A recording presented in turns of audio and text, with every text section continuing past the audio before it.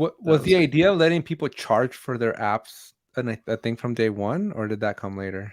no, that came later. Like initially, it was just like that people want to do certain things with the apps that we don't support yet, or maybe never want to support. So how do we give people the ability to customize kind of their workflow or the app to suit them?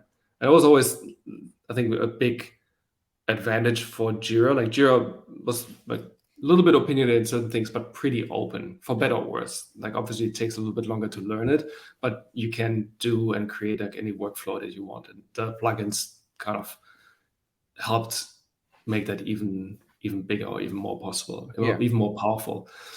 Um, I think the first version of the marketplace was probably built around that time as well, like 2007 or so. Um, and I was like, oh, we should charge for plugins. But it was just like too hard to do. Let's say, oh, let's just get the marketplace out there first, and then let people share plugins.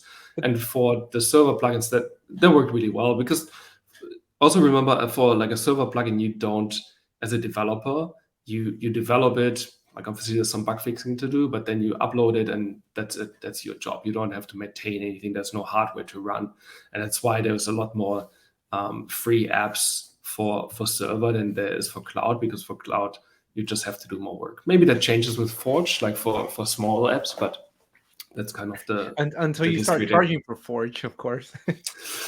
Yeah, potentially. I think there's always going to be some aspect of free, I would think, but like there's obviously infrastructure to run, and that's not cheap. Yeah. But yeah, Mm-hmm. I, That was th- a I big think I think Atlassian will. That's my guess. Just make the entry like really easy, and for apps that are just like small, like there's no need to charge. You kind of want to. It's kind of this balance about growing the ecosystem and getting people excited, but at the same time, you have to cover your cost as well. Yeah, back to the marketplace. Eventually we did add billing capabilities into the marketplace, and even though it's not perfect, obviously I would love to for our app not to bill like every user. There's a Yeah. But I think it works. Like people just adjust to it, and it's okay for now.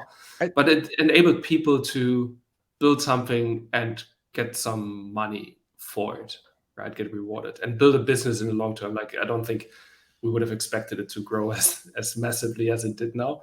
But yeah, it's super exciting to see just like indie developer or small companies being built and like large companies being built just on the ecosystem.